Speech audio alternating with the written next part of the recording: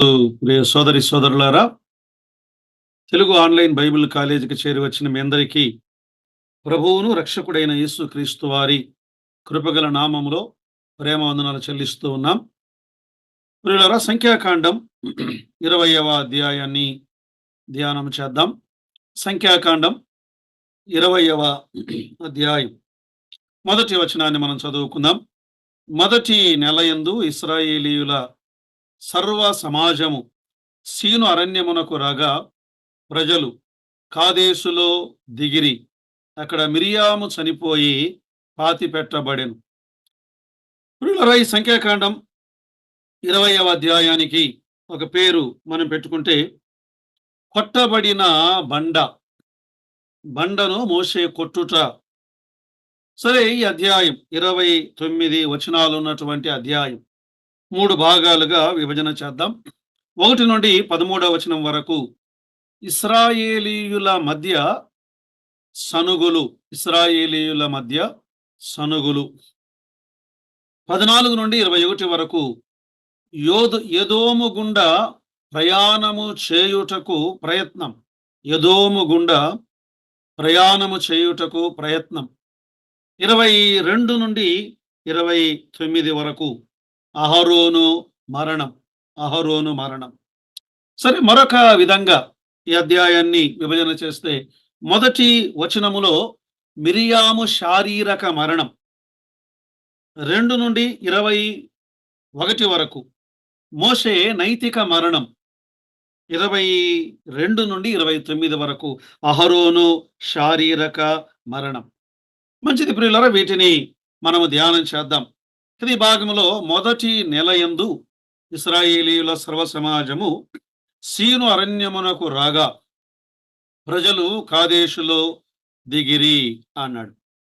మొదటి నెల అనే మాటలో మనము గమనిస్తుండగా 37 సంవత్సరాల ఒక విరామం. అరణ్యములో యూదులు ప్రయాణం మనం ఆలోచన చేస్తూ ఉండగా వారు ఐగుప్తులో నుండి విడిపించబడ్డారు. వారు ప్రయాణం చేస్తూ ఉండగా కాదేశు బర్నయాలో వారు దాదాపుగా తిరిగి వారి జీవిత కాలమంతా 37 ఏండ్లు వారు ప్రయాణం చేశారు. అంటే వారు ఆఖరి ఘట్టములోనికి వారు వచ్చినట్లుగా ఈ భాగంలో చూడగలం. ఆఖరి ఘట్టములోనికి. సో ఈ అధ్యాయములో మిరియాము మరణాన్ని చూడగలం. ప్రజల యొక్క సనుగులు చూడగలం. మోషే యొక్క అవిధేయతను చూడగలం. ఎదోమీయుల ద్వారా ఆటంకాన్ని చూడగలం. అహరోను యొక్క మరణాన్ని చూడగలం. మంచిది ప్రియులారా, మనము విభజించుకున్నాం. మొదటి 13 వచనాలు ఇశ్రాయేలు ప్రజల మధ్య సనుగులు. మొదటి తరమంతా చనిపోయారు. ఇది 2వ తరముగా మనం చూడగలం. మొదటి తరం వారు అరణ్యములో సంచరిస్తూ వారు మరణించినట్లుగా మనం చూడగలం. 38 సంవత్సరములు దాదాపుగా వారు ఆ అరణ్యములోని వారి యాత్రను ముగించారు. వారు ప్రయాణమై బయలుదేరి వచ్చిన వారిలో దాదాపుగా ఒక 5 మంది మిగిలిపోయారు. మిరియాము మిగిలిపోయింది, మోషే మిగిలిపోయాడు, అహరోను మిగిలిపోయాడు, యెహోషువ కాలేబులు మిగిలిపోయారు. మిగతా వారందరూ అరణ్యములో వారు మరణించినట్లుగా చూడగలం. 20వ అధ్యాయం మొదటి వచనములో మిరియాము యొక్క మరణమును మనం చూడగలం. మిరియాము యొక్క మరణం కదా. అక్కడ మిరియాము చనిపోయి పాతి పెట్టబడెను అనే మాట కదా. మిరియాము కాదేశులో మరణించుట కదా. వీరు అరణ్యములో సంచరించిన సంవత్సరములు. కాదేశులో వారు ప్రయాణాన్ని ప్రారంభించారు. తిరిగి మరలా వారు కాదేశుకే వచ్చినట్లుగా దైవ గ్రంథములో మనము చూడగలం కదా. కాదేశు సంఖ్యాకాండం 13వ అధ్యాయములో వారు కాదేశులో తిరుగుబాటు చేశారు కదా. అక్కడ నుండి వారు దాదాపుగా చాలా ఏండ్లు వారి ప్రయాణాన్ని గురించి దేవుడు వ్రాయించలేదు. వారి విశ్వాస వైఫల్యాన్ని మనము చూడగలం కదా. సంఖ్యాకాండం 13వ అధ్యాయం 26వ వచనము నుండి సంఖ్యాకాండం 20వ అధ్యాయం మొదటి వచనము వరకు వారు 38 సంవత్సరముల వారి సంచారం. ప్రియులారా, కాదేశు అనగా వాస్తవానికి దాని పేరు పవిత్ర స్థలము అని అర్థం కదా. వారు ఈ తప్పిపోయిన సంవత్సరాలివి. అరణ్యములో వారు తిరిగినటువంటి సంవత్సరాలు. దేవునికి అవిధేయులు కాగా వారు అక్కడే వారి ఆత్మీయ జీవితంలో వారు ముందుకు సాగలేకపోయారు. అక్కడక్కడే వారు సంచరించినట్లుగా చూడగలం. ఈనాడు కూడా క్రైస్తవ జీవితంలో దేవునికి మనం అవిధేయులమైతే మన ఆత్మీయ జీవితంలో ఎదుగుదల ఉండదు. మనము ఎన్ని సంవత్సరాలైనా అక్కడే సంచరించినట్లుగా ఉంటుంది. అన్ని సంవత్సరాలైనా ఆత్మీయమైన ఎదుగుదల లేకుండా ఒక మరుగుజ్జు జీవితాన్ని జీవించినట్లుగా, పసిపిల్లల వలె అటువంటి అనుభవాలను కలిగిన వారుగా మనము చూడగలం కదా. మిరియాము యొక్క మరణం, మిరియాము యొక్క సమాధి. పిల్లల మిరియామును గురించి మనం ఆలోచన చేస్తూ ఉండగా నిర్గమాకాండం 2వ అధ్యాయములో మిరియాము దైవ జ్ఞానము కలిగిన మిరియాము కదా, తన తమ్ముడైన మోషేను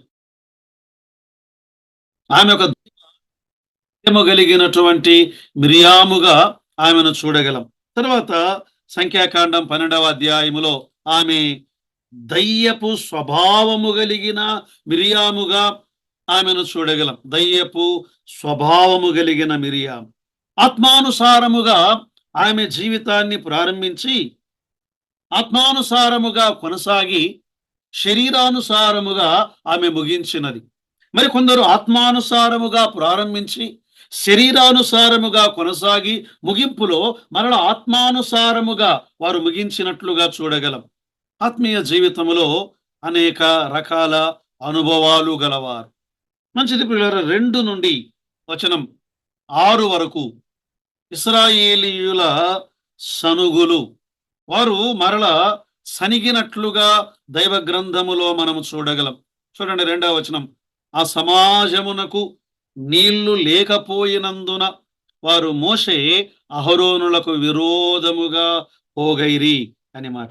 మోషే అహరోనులకు విరోధముగా వారు పోగైరి కదా. జనులు మోషేతో వాదించుచు, అయ్యో, మా సహోదరులు యెహోవా ఎదుట చనిపోయినప్పుడు మేమును చనిపోయిన ఎడల ఎంతో మేలు, ఎంతో మేలు. అయితే మేమును మా పశువులను ఇక్కడ చనిపోవునట్లు అరణ్యములోనికి యెహోవా సమాజమును మీరేలా తెచ్చితిరి. అదే ఇక్కడ వారి యొక్క సనుగులను మనము గమనిస్తున్నాం. నీరు లేకపోవుట మనం ఎరుగుదాం. 20 లక్షలకు పైగా ఈ ప్రజలు ప్రయాణం చేస్తూ ఉన్నారు. వారితో పాటు పశువులున్నాయి. అరణ్యములో వారు ప్రయాణము చేస్తుండగా నీరు లేని అనుభవాలు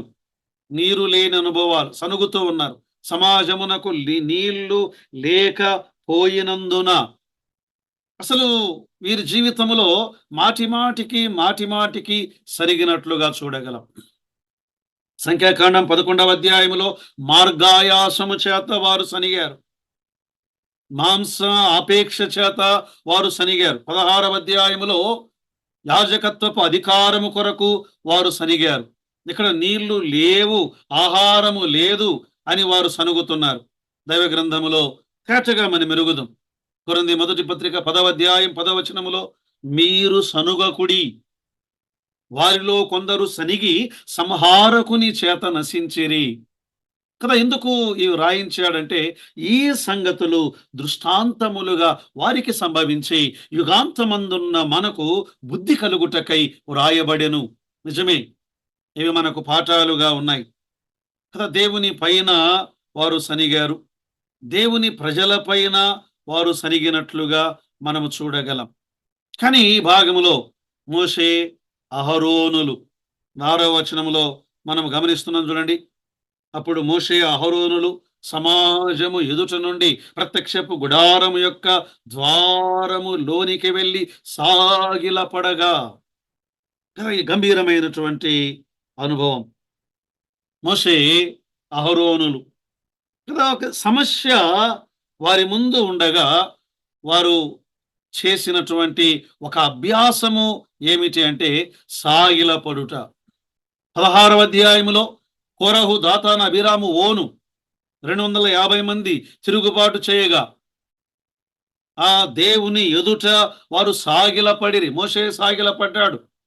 అహరోను ఈ చనిపోయిన వారి మధ్యను బ్రతికిన వారి మధ్యను వెళ్ళి ఆయన సాగిలపడ్డాడు. మాటి మాటికి వారు సాగిలపడే అనుభవం అంటే దేవుని సన్నిధిలో మొర్రపెట్టుట, ప్రార్థించుట. యేసుక్రీస్తు ప్రభువారు ఆయన గెస్తమనే తోటకు వెళ్ళినప్పుడు ఆయన ముందు సిలువ ఉన్నది. ఆయన ముందు అవమానకరమైన మరణం, శాపగ్రస్తమైన మరణం, సర్వమానవాళి కొరకై ఆయన మరణించుట. ఆయన ఏం చేశాడు? కొంత దూరము వెళ్ళి సాగిలపడి, తండ్రి సాధ్యమైతే ఈ గిన్నె నా యుద్ధం నుండి తొలగించుము, అయినను నీ ఇష్ట ప్రకారము కాదు, నా ఇష్ట ప్రకారము కాదు, నీ చిత్త ప్రకారమే కానిమ్ము. ప్రార్థించటం. సమస్య ఉన్నది. మోషే, అహరోనులు దేవుని సన్నిధిలో వారు ప్రార్థించే అనుభవము గలవారుగా వారు ఉన్నారు. దేవుని సన్నిధిలో వారు ఎంతో తగ్గించుకొని ఇలాంటి అనుభవాన్ని మనము కలిగి ఉందాం. తర్వాత 7, 8 వచనాలు. మోషేకు దేవుని ఆజ్ఞ. మోషేకు దేవుని ఆజ్ఞ.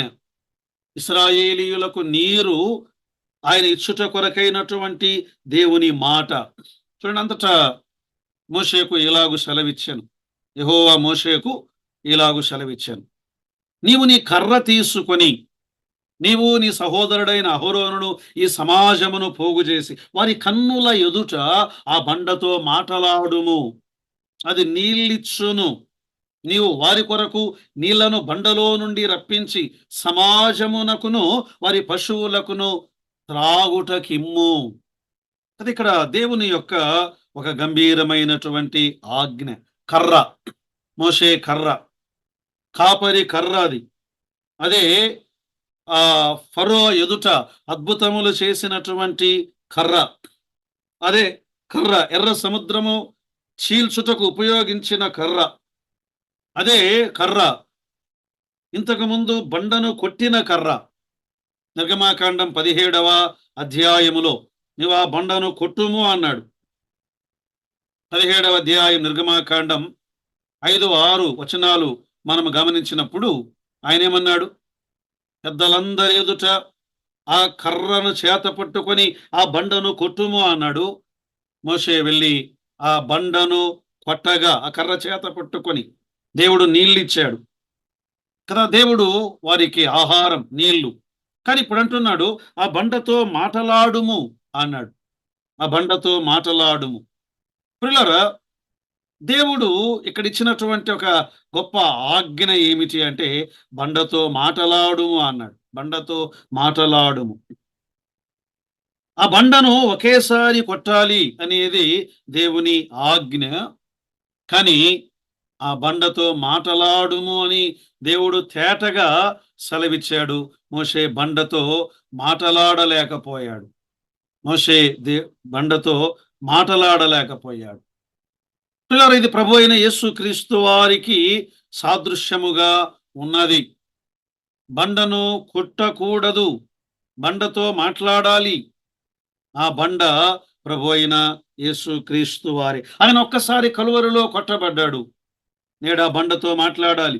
ఆయనే జీవ జల నదుల ఊట. సమరయ స్త్రీతో ఆయన అన్నాడు కదా, 4వ అధ్యాయం యోహాను సువార్తలో ఏమన్నాడు యేసుక్రీస్తు ప్రభువారు? యోహాను సువార్త 4:13లో ఈ నీళ్లు త్రాగువాడెప్పుడునూ దప్పికొనడు అన్నాడు. 10వ వచనంలో ఏమన్నాడు? నీవు దేవుని వరమును నాకు దాహమునకిమ్మని నిన్ను అడుగుచున్న వాడెవడో అది ఎరిగి ఉంటే ఆయనను అడుగుము, ఆయన నీకు జీవ జలమిచ్చును. నేనిచ్చు నీళ్లు త్రాగువాడు మరెన్నడు దప్పికొనడు. నేను వానికిచ్చు నీళ్లు నిత్య జీవమునకై వానిలో ఊరెడి నీటి బుగ్గగా ఉండును. మన ప్రభువే జీవ జలపు ఊట. ఆయన బండ. చూడండి, 9వ వచనంలో యెహోవా అతనికి ఆజ్ఞాపించినట్లు మోషే ఆయన సన్నిధిలో నుండి ఆ కర్రను తీసుకొని పోయెను. 10వ వచనం. తర్వాత మోషే అహరోనులు ఆ బండ ఎదుట సమాజమును పోగు చేసినప్పుడు అతడు, ద్రోహులారా వినుడి, మేము ఈ బండలో నుండి మీకు నీళ్లు రప్పింపవలెనా? అప్పుడు మోషే తన చెయ్యెత్తి 2 మారులు తన కర్రతో ఆ బండను కొట్టగా నీళ్లు సమృద్ధిగా ప్రవహించెను, సమాజమును పశువులను నీళ్లు త్రాగెను. ప్రియులారా, ఇక్కడ గంభీరమైన సంగతులు ఉన్నాయి. ఆ బండ ప్రభు అయిన యేసుక్రీస్తు వారే. ఆ బండ ప్రభు అయిన యేసుక్రీస్తు వారే కదా. బండ ప్రభు అయిన యేసుక్రీస్తు వారే కదా. వారు సనుగుతూ ఉండగా మోషే కోపమును తట్టుకోలేక వారిని ద్రోహులారా అని అన్నాడు. మాత్రమే కాదు, కాని మాటను మాట్లాడాడు. యేసుక్రీస్తు ప్రభువారు క్రొత్త నిబంధనలో అన్నాడు కదా, మత్తయి సువార్త 5వ అధ్యాయం 22వ వచనములో, నేను మీతో చెప్పున్నదేమనగా, తన సహోదరుని మీద నిర్నిమిత్తముగా కోపపడు ప్రతివాడును విమర్శకు లోనగును, తన సహోదరుని చూచి వ్యర్థుడా అని చెప్పువాడు మహాసభకు లోనగును, ద్రోహి అని చెప్పువాడు నరకాగ్నికి లోనగును. మోషే మాట్లాడిన కాని మాట. కోపపడాలి, కానీ కోపము ద్వారా కయ్యను పాపము చేశాడు. కోపము ద్వారా మోషే కాని మాటను మాట్లాడాడు. ఎఫెసీ పత్రిక 4:26లో దేవుడు ఏమన్నాడు? కోపపడుడి గాని పాపము చేయకుడి, సూర్యుడు అస్తమించు వరకు మీ కోపము నిలిచి ఉండనీయకుడి. కదా, బండతో మాట్లాడితే ఆ ఎడారులలో నుండి దేవుడు వారికి జీవ జలములను ఆయన అనుగ్రహించేవాడు. బండను చీల్చాడు, నీరు ప్రవహింపజేశాడు.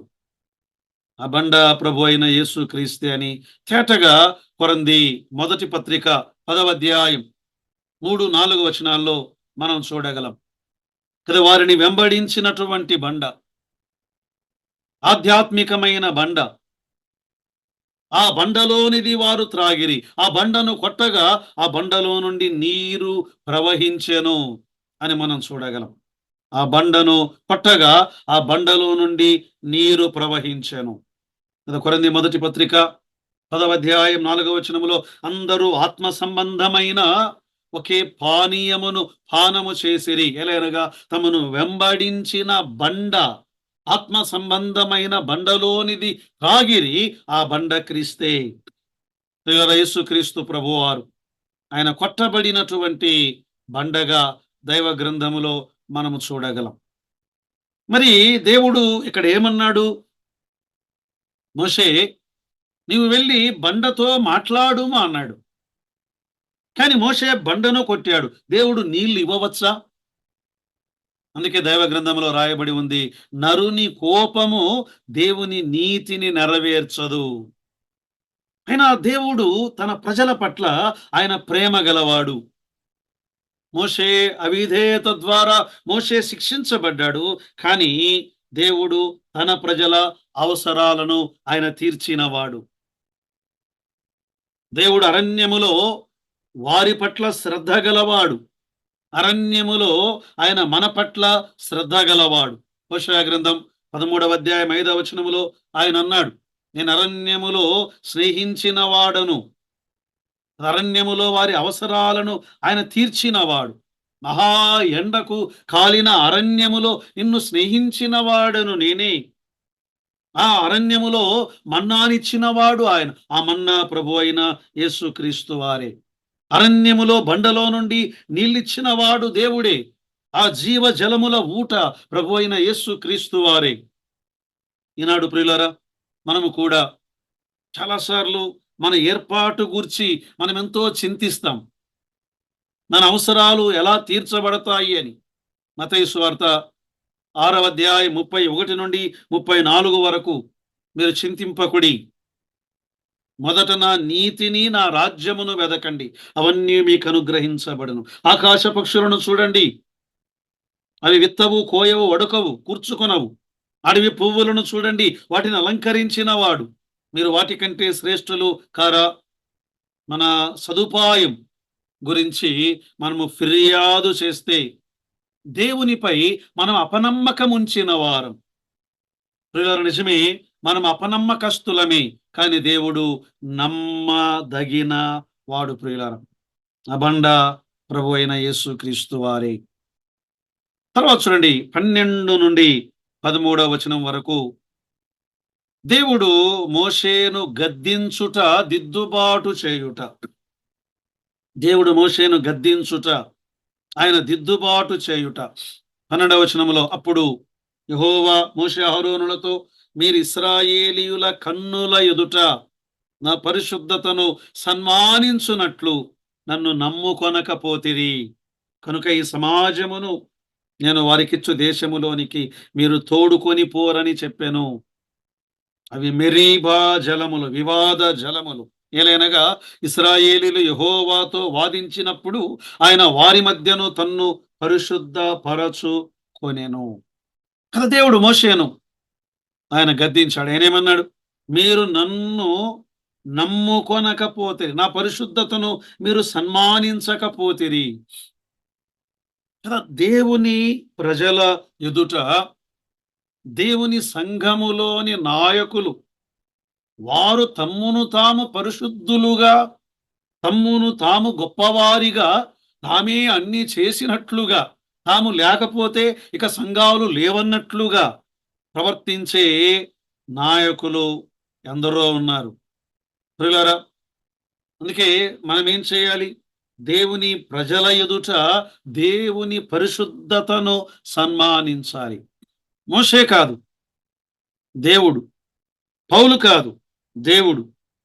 అందుకే మనము ప్రజల ఎదుట ఎలా ఉండాలట? పేతురు రాసిన మొదటి పత్రిక 3వ అధ్యాయం 15, 16 వచనాల్లో, నిర్మలమైన మనస్సాక్షి కలిగిన వారమై, నిర్మలమైన మనస్సాక్షి, కడగబడిన మనస్సాక్షి గలవారమై, సాత్వికముతో, భయముతో, సత్ప్రవర్తన కలిగి ఆయన నామమును పరిశుద్ధపరచువారుగా మనం ఉండాలి. మాత్రమే కాదు, ఇక్కడ అన్నాడు, మీరు నన్ను నమ్ముకొనకపోతిరి. నన్ను నమ్మలేదు మీరు, నా యందు విశ్వాసం ఉంచలేదు మీరు. ఈ మాట ఎంత గంభీరమైనదో మీరు ఆలోచన చేయండి. దేవునిని నమ్ముట, దేవుని మీద మన భారములను వేయుట. దేవుడే మన భారములను భరించువాడు. ఆయనను నమ్ముకోవాలి, ఆయన మీద ఆనుకోవాలి. అందుకే మోషే ధర్మశాస్త్రం మీద ఆనుకున్నవాడు. ఈనాడు యేసుక్రీస్తు ప్రభువారు కృపా సత్యములను మనకు బయలుపరచినవాడు. యోహాను సువార్త 1వ అధ్యాయం 17వ వచనములో, ధర్మశాస్త్రము మోషే ద్వారా అనుగ్రహింపబడెను, కృపయు సత్యము యేసుక్రీస్తు ద్వారా కలిగెను. ఈనాడు కృప, సత్యము, ఈ రెండు అవసరం ప్రియులారా. కొంతమంది సత్యం సత్యం సత్యం అని సావగొడుతున్నారు. కొంతమంది కృప కృప అని మరి ఇక ఏదైనా సరే అన్నట్లుగా విడిచిపెడుతున్నారు. ఈ రెండు అవసరమే, లేకపోతే దేవుని ప్రజలు చచ్చిపోతారు. దేవుని నామాన్ని అవమానపరచబడుతుంది. ప్రియులారా, అవిధేయత, నిజం, అవిధేయతను మనం ఏం చేయాలి? శిక్షించాలి. అదే సమయంలో పశ్చాత్తాప పడిన వారిని మనము క్షమించాలి. దేవుడు మోషే విషయములో దేవుని సన్నిధిలో దేవునిని నమ్ముకొనలేకపోయారు. ఈ భాగములో మోషే జీవితాన్ని మనము గమనిస్తూ ఉండగా దేవుని ప్రజలను వారు నమ్ముకోలేకపోయారు. 13వ వచనములో, అవి మెరీబా జలములు అన్నాడు. మెరీబా జలములు, వివాదమున్నది అక్కడ. దేవుని ప్రజలు వారు ఒకరి మీద ఒకరు వివాదమును లేపుకున్నారు. 195వ కీర్తన 8వ వచనంలో, అరణ్యమందు మెరీబా యుద్ధ వారు కఠిన పరచుకొనున్నట్లు, మస్సా దినమందు మీరు కఠిన పరచుకొనున్నట్లు మీ హృదయములను కఠిన పరచుకొనకుడి. హెబ్రీ పత్రిక 2వ అధ్యాయములో, వారు కఠిన పరచుకొని అరణ్యములో రాలిపోయిరి, మీరు వారి వలె మీ హృదయములను కఠినపరచుకొనకుడి అని దేవుడు తేటగా ఆయన మాట్లాడుతూ ఉన్నాడు. ప్రియులారా, పాత జీవితం, వెనక్కి తిరిగి మనం చూసే ఈ మెరీబా వివాదము, తగాద తగాద ఇశ్రాయేలు ప్రజల జీవితమంతా ఈ మెరీబా అనుభవములోని తగాద మొదటిగా చూడగలం కదా. వారు మాంసపు కుండల యొద్ద వారు తగాద పడ్డారు. మాత్రమే కాదు, వారు ఆ ఐగుప్తులో మేము తినిన కీరకాయలు, కూరగాయలు ఇవన్నీ మాకు జ్ఞాపకం వస్తున్నాయి. పాత జీవితం. ఎందుకు ఈ వివాదం? వివాదానికి కారణం ఏమిటి? వారి పాత జీవితమే ప్రియులారా, పాత జీవితమే. అందుకే యాకోబు రాసిన పత్రిక 1వ అధ్యాయం 17వ వచనములో దేవుడు మనకు శ్రేష్టమైన వాటిని ఆయన అనుగ్రహించేవాడు.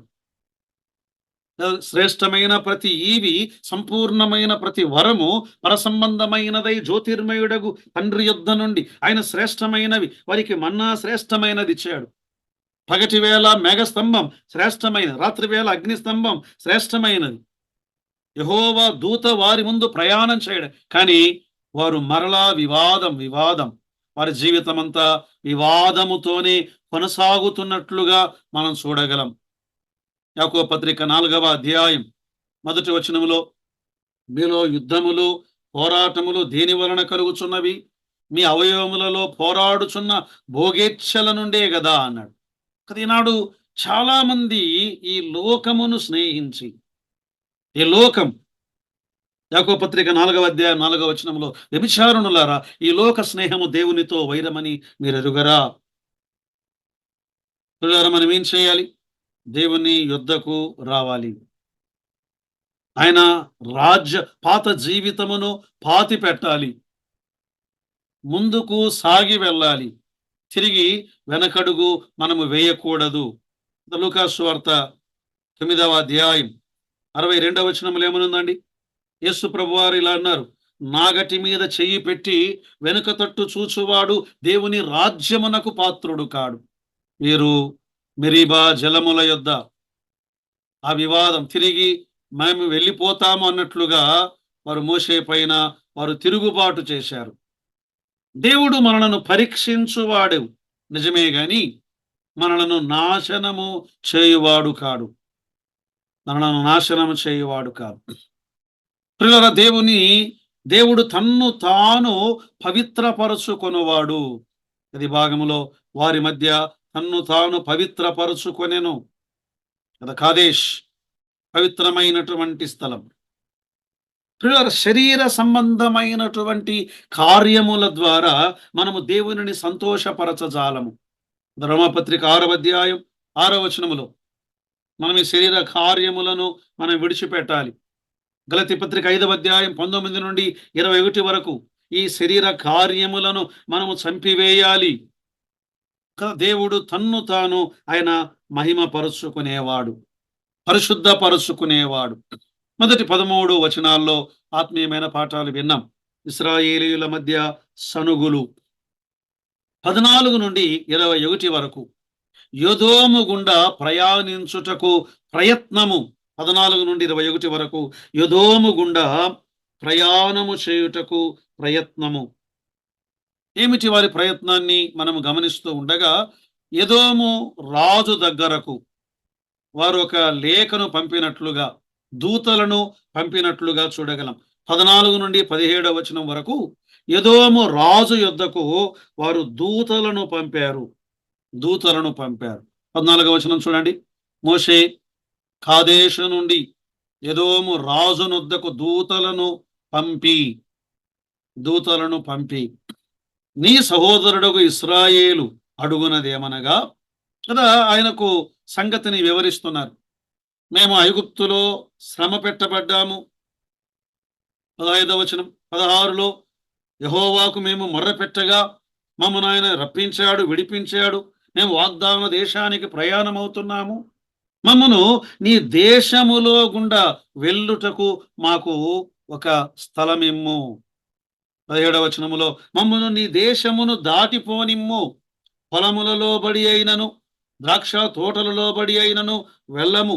నీ బావులలో నీళ్లు త్రాగము, రాజమార్గమును నడిచిపోయేదము, నీ పొలిమేరలను దాటు వరకు కుడివైపుకైనను ఎడమ వైపుకైనను తిరగకుండా పోయేదము. కదా, ఒక విన్నపాన్ని, ఒక మనవిని మోషే వారికి పంపాడు.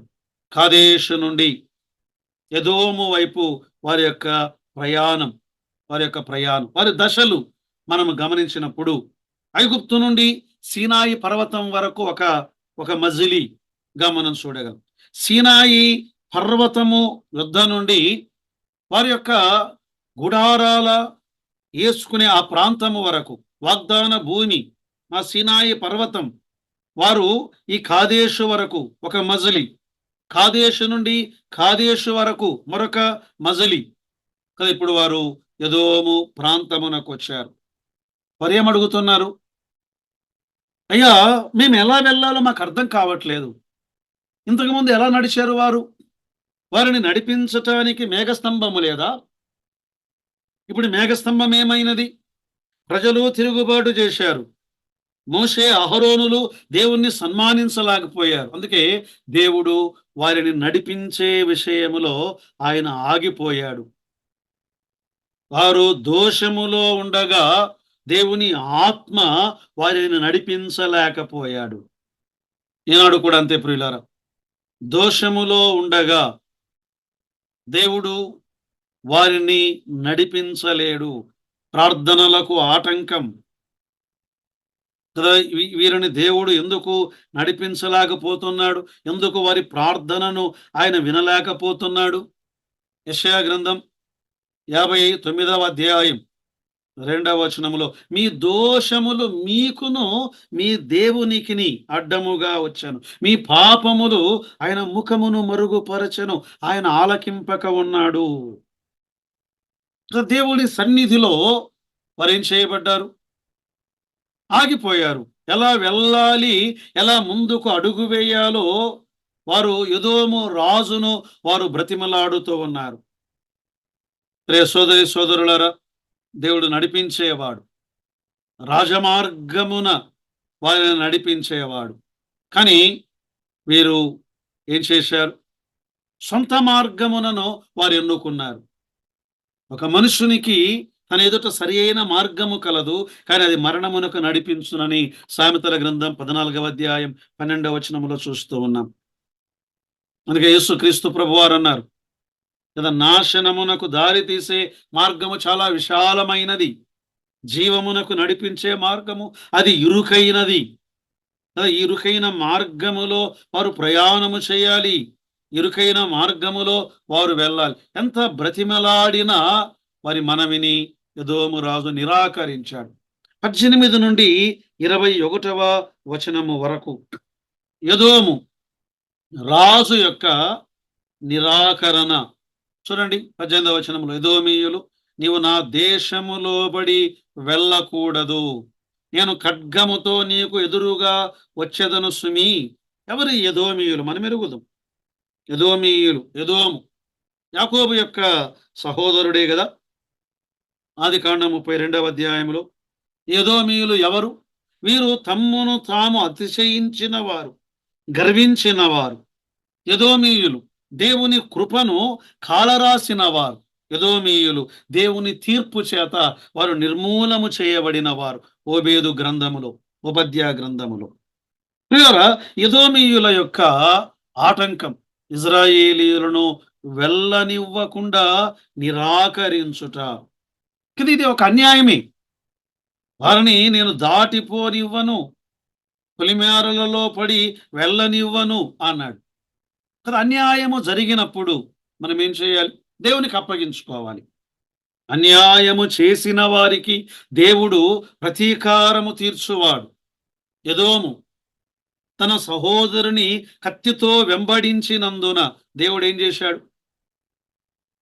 ఉపద్యా గ్రంథం 10వ అధ్యాయం, క్షమించండి, మొదటి అధ్యాయం, ఒకే అధ్యాయం 10, 11, 12 వచనాల్లో దేవుడు వారిని నిర్మూలము చేసినట్లుగా మనము చూడగలం.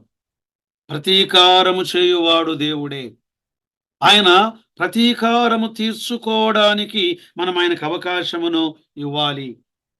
సరే, మొదటి 13 వచనాల్లో ఇశ్రాయేలు ప్రజల సనుగులు విన్నాం. 14 నుండి 21 వచనాల్లో ఎదోము గుండా ప్రయాణము చేయుటకు ప్రయత్నించుట, అడ్డగించబడుట. తర్వాత 22 నుండి 29 వరకు అహరోను మరణము. ఆఖరి భాగానికి మనం వచ్చాం. అహరోను యొక్క మరణం. చూడండి, అప్పుడు ఇశ్రాయేలీల సర్వ సమాజం 22వ వచనం కాదేశు నుండి సాగి హోరు కొండకు వచ్చెను. హోరు కొండకు వచ్చెను.